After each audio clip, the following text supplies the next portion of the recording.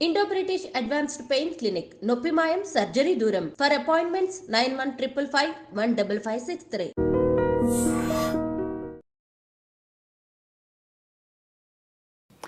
నమస్తే, welcome to I dream. Actually December మంత్లో police department వాళ్ళకు నిజంగానే ఒక షాకింగ్ అనుకోవచ్చు. అసలు ఉన్నతాధికారులకు కూడా అర్థం కాలే. వరుస పెట్టి నాకు తెలిసైతే 8 మంది ఆత్మహత్య చేసుకున్నారు డిసెంబర్ నెలలోనే. అంతకంటే ముందు మేబీ చేసుకుండొచ్చు, కానీ మరీ హయ్యెస్ట్ నాకు తెలిసి మొన్న డిసెంబర్ మంత్లోనే జరిగింది. పోలీస్ డిపార్ట్మెంట్ అంటేనే మనందరికీ తెలుసు కదా, స్ట్రాంగ్ డిపార్ట్మెంట్ అండ్ అన్ని కేసులు డీల్ చేసేది వాళ్ళే అండ్ సమస్యలు వచ్చినా డీల్ చేసేది వాళ్ళే. ఇంత వీక్గా అంటే నిజంగానే వీక్ అయిపోయాయి కదా, ఏం అర్థం కాక టోటల్లీ అంటే బ్లాంక్ అయిపోయి చావు దాకా దారి తీస్తుంది. ఆ చావుకి కారణం ఏంది అని అంటే టోటల్లీ అంటే పూర్తిగా డిప్రెస్ అయిపోయిన పరిస్థితి. అంత స్ట్రాంగ్ డిపార్ట్మెంట్ కానీ డిప్రెస్ అయిపోయి వాళ్ళే చాలామంది ఆత్మహత్య చేసుకున్నారు. ఎందుకు? What is the reason? మనతో పాటు ఉన్నారు psychologist and career counsellor doctor Pratima garu. Ma'am నమస్తే. నమస్తే అండి. యా, అర్థం కాలేదు మ్యామ్. యాక్చువల్లీ డిసెంబర్ మంత్లో అంటే నేనే కదా చాలా వార్తలు నేనే చెప్పిన కాబట్టి 8 మెంబర్స్ మ్యామ్, దగ్గర 8 మంది, అన్ని ఆత్మహత్యలే. Some one or the other reason, ఏదైనా రీజన్ కావచ్చు, కానీ చనిపోవడమే పరిష్కారం అనుకున్నారు, చనిపోయినారు. గంత స్ట్రాంగ్ డిపార్ట్మెంట్, అసలు కేసులు ఏవచ్చినా క్రైమ్ సీన్లో ఏం జరిగినా వాళ్ళే కదా ముందుండి దగ్గరుండి చూసేది. స్ట్రాంగ్ ఉంటారు వాళ్ళు, బాగా రఫ్గా ఉంటారు అని అనుకుంటాం జనరల్లీ. అయితే ఇంత వీక్ మైండెడ్ కూడా ఉంటారా అని అనిపించింది మ్యామ్. ఎందుకట్లా అయి ఉంటుంది? What is the reason? ఇది స్టార్ట్ చేయాలంటే ఫస్ట్ ఆఫ్ ఆల్ నాకు పోలీస్ డిపార్ట్మెంట్ అంటే ఎంత గౌరవం అంటే అంత గౌరవం. నేను చిన్నప్పుడు నేను ఈరోజు ఇలా బతుకున్నానంటే ఫస్ట్ ఆఫ్ ఆల్ పోలీసే కారణం, టు బీ ఫ్రాంక్. నేను 7th క్లాస్లో ఉన్నప్పుడు ఐ థింక్ మా అమ్మ మీద అలిగి బట్టలు మూట తీసుకుని బయటికి వెళ్ళిపోయాను. నాకు అంటే ఇట్ వాజ్ ఆ టైంలో ఏమనిపించింది, చిన్నపిల్లని కదా, రోషం వచ్చి అసలు నువ్వు నన్ను ప్రేమించవు, ఎప్పుడు చూసినా అక్కనే ప్రేమిస్తూ ఉంటావు అనేసి ఆ కోపంతో ఏమో చెదార ఏమొస్తే అది తీసుకుని వెళ్ళిపోయాను ఇంటి నుంచి. సో మేము ఉండేది మేరీపట్నం. నడుచుకుంటూ ఎక్కడికి వెళ్ళానో తెలీదు. అక్కడంతా మిలిటరీ ఏరియా అనమాట, ఏమన్నా జరిగే ఛాన్సెస్ ఉంటాయి. అమ్మాయి 7th క్లాస్ అని అంటే మీకు తెలుసు. అప్పుడు ఒక సైకిల్లో వెళ్తున్న వ్యక్తి, ఏమ్మా ఏడ్చుకుంటే ఎక్కడికో వెళ్తున్నావు, ఎక్కడికి వెళ్తున్నావు అని అంటే, ఈ ఊరు వదిలేసి వెళ్ళిపోతున్నాను నేను అన్నాను. అంటే అంత ఇన్నోసెన్స్ ఉన్నామో తెలీదు, ఊరు వదిలేసి భయం కూడా లేదు అప్పట్లో.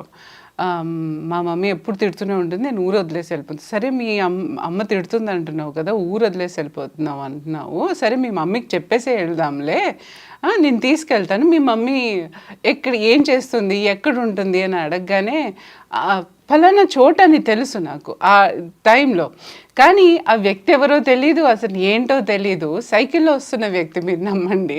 సో నేను కూర్చొని సరే అంకుల్ అని చెప్పేసి ఆయనతో నేను చూపిస్తాను నీకు ఇల్లు రా అని చెప్పేసి తీసుకెళ్ళాను.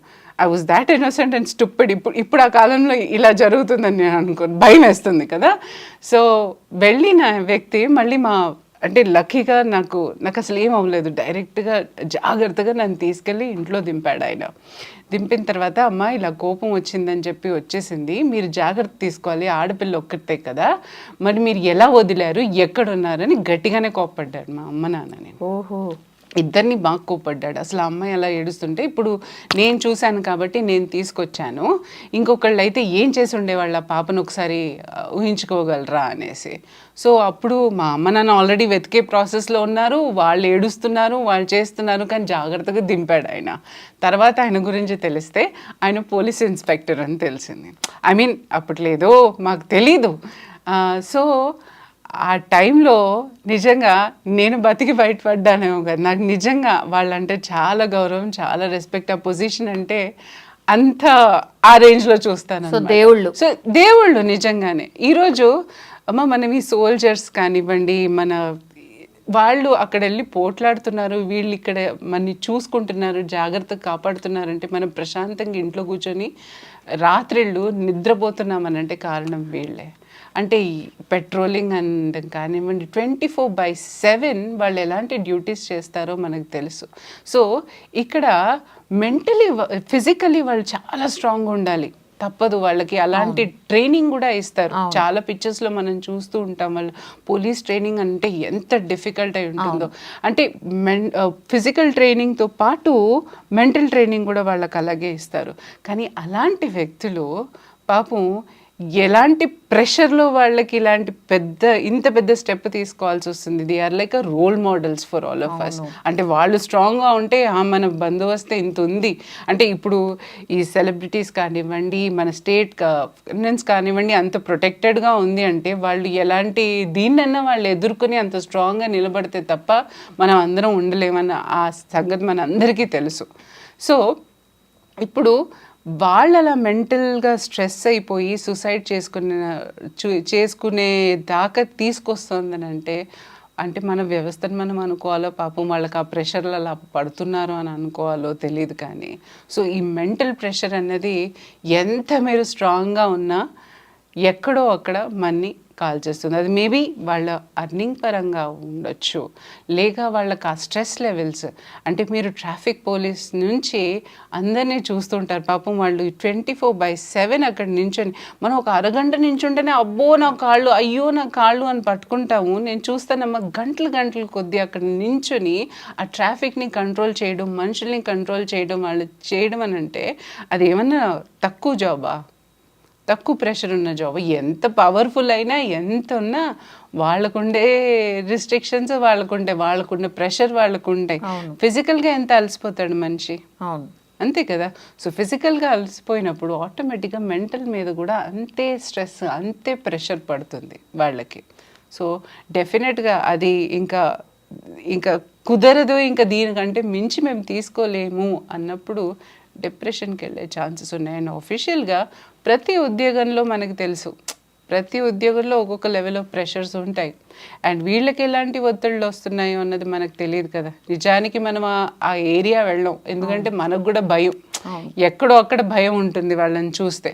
సో ఆ ఏరియా వెళ్ళాం, కానీ వాళ్ళలో కూడా పాపం ఎంత ప్రెషర్ వాళ్ళు ఫీల్ అవుతారు, ఎక్కడి నుంచి పెద్ద హయ్యర్ అథారిటీస్ నుంచి ఎలాంటి ప్రెషర్ వస్తుందో తెలీదు. అలా ప్రమోషన్లు కరెక్ట్గా రాకపోవచ్చు, శాలరీస్ ప్రాపర్గా ఉండకపోవచ్చు, వాళ్ళ ఫ్యామిలీ సమస్యలు యాజ్ అ పోలీస్గా ఎంత మెంటల్ ఫిజికల్ స్ట్రాంగ్గా ఉన్న వాళ్ళ ఫ్యామిలీ సమస్యలు ఉండవని మనం అనగలం. డాక్టర్ రోగాలు రాకూడదంటే ఎట్లాగా? సేమ్ థింగ్ వాళ్ళకు కూడా. సో వాళ్ళకు కూడా ఏదో ఒక ప్రెషర్, ఏదో ఒక స్ట్రెస్ లెవెల్లో పాపం అలాంటి దారుణమైన నిర్ణయం తీసుకోవాల్సి వస్తుందేమో అని బాధాకరంగా ఉంది ఆ విషయం. Personal issues as well as department కి సంబంధించి మధ్యలో క్రష్ అయిపోయే ఇట్లాంటి పరిస్థితి. ఆబ్వియస్లీ ఏ డిపార్ట్మెంట్ అయినా సరే, మనం అనుకుంటా ఏ ఉద్యోగం అయినా సరే ఈ రోజుల్లో మనం కావాల్సుకుని తెచ్చుకునేది కాదు కదా. ఎక్కడి నుంచి అక్కడి నుంచి ఆ ప్రెషర్, ఫ్యామిలీ ప్రెషర్ అన్నిటికీ నలిగిపోతూ ఉంటాం మధ్యలో. డెఫినెట్గా వీళ్ళకు ఉండకపోవడానికి కారణమే ఉంటుంది, డెఫినెట్గా ఉంటుంది. పోలీస్ డిపార్ట్మెంట్కి కూడా ఉంటుంది. అండ్ ప్రతి ఫీస్ట్ కానివ్వండి, ఇండియన్ ఫెస్టివల్స్ కానివ్వండి, ఏ ఈవెంట్స్ కానివ్వండి, పాపం ఆన్ డ్యూటీ వెళ్ళాలంటే రాత్రి 12 ఫ్యామిలీని వదిలేసుకుని వెళ్తారు. Exactly ma'am. అంటే ఈ లీవ్స్ కూడా పెట్టుకున్నా సరే, ప్రయర్ గా పెట్టుకున్నా సరే క్యాన్సిల్ చేసుకుని వెళ్ళిన వాళ్ళకి చేతులెత్తి దండం పెట్టాలి. యాక్చువల్గా డాక్టర్స్ కానివ్వండి, పోలీసులు కానివ్వండి, వాళ్ళ డ్యూటీ దగ్గర వాళ్ళు ఎక్కడ వెనక జారలేదు. 12 o'clock అంటే 12 o'clock వెళ్ళాలి, 1 o'clock అంటే 1 o'clock వెళ్ళాలి.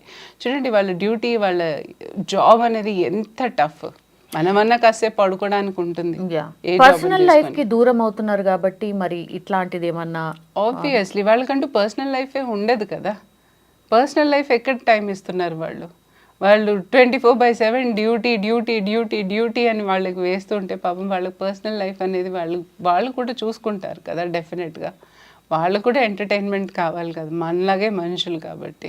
So I feel everything is like lot of pressure and stress మూలాన మనిషి డిప్రెషన్లో వెళ్ళే ఛాన్సెస్ ఉంటాయి. ఆ ప్రెషర్ తట్టుకోలేని టైంలో ఇంకా వాళ్ళకి ఇంకొక ఆప్షన్ కనిపించదు అక్కడ. సో డెఫినెట్గా వాళ్ళు తీసుకునే నెక్స్ట్ స్టెప్పే పాపం సూసైడ్ అయ్యి ఉంటుంది. అందులో పోలీస్ సూసైడ్ చేసుకోవడం అంటే మనమే వినలేము యాక్చువల్గా. జనరల్లీ అంటే బాగా ఇట్లాంటి క్రైమ్ ఇన్సిడెంట్స్ కానీ లేకపోతే ఇట్లాంటివి చూసిన తర్వాత బ్లడ్ ఇవన్నీ చూసిన తర్వాత మనిషి స్ట్రాంగ్ అవుతాడు అంటారు కదా మ్యామ్. అంటే జనరల్లీ డాక్టర్స్ కానీ లేకపోతే ఈ పోస్ట్ మార్టం చేసే వాళ్ళు కానీ లేకపోతే ఇట్లా పోలీస్ డ్యూటీ చేసే వాళ్ళు కానీ జర మెంటల్లీ అండ్ ఫిజికల్లీ స్ట్రాంగ్ ఉంటారు అని జనరల్ పర్సెప్షన్ ఉంటుంది. కానీ ఈ ఇన్సిడెంట్ చూసిన తర్వాత అరే కాదేమో అని అనిపించింది. అంటే ఎలా ఉంటుందంటే ఒక రకంగా రబ్డ్ ఆఫ్ అయిపోతారు. ఇప్పుడు ఫర్ ఎగ్జాంపుల్ మీరు ఎక్కడన్నా వెళ్ళండి, సైకాట్రిస్ట్ని చూడండి, వాళ్ళు ఏదో లాస్ట్ వరల్డ్లో ఉన్నట్టుంటారు. అంటే ఎగ్జాక్ట్లీ. అంటే నేను ఒక కేసు తీసుకున్న తర్వాత ఏ డిప్రెషన్ కేసో ఏ యాంగ్జైటీ కేసో వచ్చిందంటే ఆనాడు ఆ నెగిటివ్ వైబ్స్ తీసుకుని నేను బ్రెయిన్లో అదే ఆలోచిస్తూ ఉంటాను అనమాట. కంటిన్యూస్గా నాకు కూడా అదే థాట్స్ వస్తాయి. డెఫినెట్గా ఎక్కడో అక్కడ వాళ్ళ నెగిటివిటీ అన్నది మన మీద రబ్డ్ ఆఫ్ అయిపోతుంది. సర్టెన్ పీరియడ్ అయిన తర్వాత ఇవన్నీ చూస్తే వైరాగ్యం వస్తుంది. ఏంటి ప్రాబ్లమ్స్, ఏంటి లక్లీ, ఏంటి ఇది చూడటం అనేది. అలా పోలీసులు రోజు చేసుకునే ఇది రోజు చూస్తే కేసులు వాళ్ళకెంత ఫ్రస్ట్రేషన్ వస్తుంది ఇవన్నీ.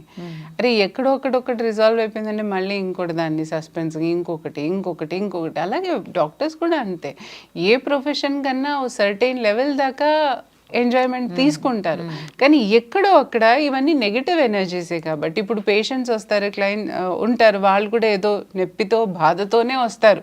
సో అది it is not a positive energy, it is a negative energy. ఓ మనిషికి నెగిటివ్ ఎనర్జీ కంటిన్యూస్గా వస్తుంటే మేము బిల్డప్ చేసుకున్న స్ట్రాంగ్నెస్ కూడా ఒక్కొక్కసారి కోల్పోతాం. రైట్. సో ఈ సైకలాజికల్ థింగ్ అవ్వనివ్వండి, ఈవెన్ ఈ మెడికల్ వాళ్ళు అవ్వనివ్వండి, ప్లస్ ఈ పోలీసులు ఏదైతే చేస్తున్నారో అది అవ్వనివ్వండి, ఫోరెన్సిక్ వాళ్ళు కూడా ఉంటారు. బికాజ్ వాళ్ళు కంటిన్యూస్ డెడ్ బాడీస్ని చూడటం. So you can't expect a positive wife from them. వాళ్ళు కూడా ఒక సర్టెన్ పీరియడ్ అయిన తర్వాత వెక్స్టప్ అయిపోవడం అనేది చాలా కామన్. మనకు తెలియకుండానే మనం ఆ దీంట్లో పడిపోతూ ఉంటాం. ఇప్పుడు ఒక్కోసారి నేను విసుగు చూపిస్తాను, డెఫినెట్గా కోపం. అందరికీ యాంగర్ మేనేజ్మెంట్, ఈ మేనేజ్మెంట్ ఆ మేనేజ్మెంట్ నేర్పించే నాకు ఇంకా డబుల్ టెంపర్ వస్తుంది ఒక్కొక్కసారి. ఎందుకంటే అదే ఆలోచిస్తూ ఉంటాను కదా. సో ఆ ఫ్రస్ట్రేషన్ ఒక్కొక్కసారి అనిపిస్తుంది, మళ్ళీ కామ్ అవుతాను, లేదు నేనెందుకు ఇలా చేస్తున్నాను అని చెప్పి, అన్ని తెలిసి నేనెందుకు చేస్తున్నాను. కానీ తెలియకుండానే రబ్ ఆఫ్ అయిపోతూ ఉంటుంది మన మీద. సో ఏ ప్రొఫెషన్ అయినా అంతే. పోలీస్ డిపార్ట్మెంట్కి సంబంధించిన వాళ్ళు మ్యామ్, ఫర్ అన్ ఐడియా ఎంతమంది వచ్చి ఇట్లా మిమ్మల్ని మీలాంటి వాళ్ళని కలుస్తూ ఉంటారు మ్యామ్? జనరల్గా అంటే నేను పర్సనల్గా ఎప్పుడు ఇంటరాక్ట్ అవ్వలేదు టు బి ఫ్రాంక్. కానీ ఒక సెషన్లో వెళ్ళాము. సెషన్లో వెళ్ళి వాళ్ళకి ఈ వెల్నెస్ అనేది ప్రోగ్రామ్ అనేది చేసాము, జస్ట్ లైక్ వర్క్ షాప్ లాగా. సో అప్పుడు జనరల్ ఇంటరాక్షన్, జనరల్ ఇది వాళ్ళకి ఏంటంటే ఇలా రోజు 24/7 డ్యూటీస్ ఇవే ఎక్కువ చెప్తారనమాట. ప్రాబ్లమ్స్ పాపం అలాంటివే ఎక్కువ ఉంటాయి. అలాగే ఫ్యామిలీ ప్రెషర్, ఇంటికి వెళ్తే ఎప్పుడు వస్తావు అన్న కాల్స్ వస్తుంటాయి. ఇక్కడేమో ఆఫీస్ నుంచి కాల్స్ వస్తాయి. ఇవన్నీ తట్టుకోలేము ఒక్కొక్కసారి. సో ఇంట్లో కూడా ఎక్స్పెక్టేషన్స్ పెరిగిపోతాయి. సో ఆ difference of opinion, husband and wife ఉంటారని అనుకోండి, అంటే ఎప్పుడూ కలిసి ఉండడానికి ఛాన్సెస్ ఉండదు. కాబట్టి అంటే అక్కడ కూడా వాళ్ళకి ఆ ప్రెషర్ కూడా ఉంటుంది. సరే ఇక్కడ గొడవలు ఇంట్లో. సో సాధారణంగా అలాంటి ప్రాబ్లమ్స్తో పాపం ఎక్కువగా సఫర్ అవుతూ ఉంటారు వాళ్ళు. వాళ్ళ డ్యూటీసే మెయిన్ వాళ్ళకి. అంటే ప్లస్ జీతాలు సరిపోక ఇంట్లో వాళ్ళకి ఐ డోంట్ నో కి ప్రమోషన్స్ వాళ్ళకి ఎట్లా వస్తాయి, ఆన్ వాట్ బేసిస్, ఇవన్నీ ఉంటాయండి చాలా. వాళ్ళ in and around what ever అంటే వర్కింగ్ సర్కమ్స్టెన్సెస్ ఫ్యామిలీలో పడే ఇదిను డెఫినెట్గా వాళ్ళని ఒక రప్చర్ స్టేజ్కి తీసుకొస్తుంది. సో అలాంటి వాటికి వెల్నెస్ సెషన్ లాగా ఇచ్చామంతే. సో పర్సనల్గా ఎప్పుడు వాళ్ళని కలవలేదు. సో ఇట్లాంటి మీరు చెప్పినటువంటి కొన్ని డిపార్ట్మెంట్ వాళ్ళు ఎంత ఫ్రీక్వెంట్గా మిమ్మల్ని కలవచ్చు, అంటే మీలాంటి కౌన్సిలింగ్ చేసే వాళ్ళని ఎంత అంటే వాళ్ళు మెంటల్గా స్ట్రాంగ్ ఉండి హ్యాండిల్ చేసుకోగలిగితే they are always I want them to be so much strong for this society. ఎందుకంటే మాకు వాళ్ళు కావాలి, వాళ్ళు స్ట్రాంగ్గా ఉండాలి, వాళ్ళు మాకు ధైర్యాన్ని ఇవ్వాలి, వాళ్ళు మమ్మల్ని నడిపించగల వాళ్ళకంత ఇది రావాలి, స్ట్రెంగ్త్ ఉండాలి. సో కాబట్టి నేను ఎప్పుడు వాళ్ళు పర్ఫెక్ట్గా ఉండాలనే కోరుకుంటాను, వాళ్ళు అన్నిట్లోనూ బాగుండాలనే కోరుకుంటాను. సో అఫ్ కోర్స్ వాళ్ళకి ఏదైనా ప్రాబ్లం ఉంటే definitely they can approach us. Definitely we are there to help them out with any kind of a frustration. Thank you. Thank you.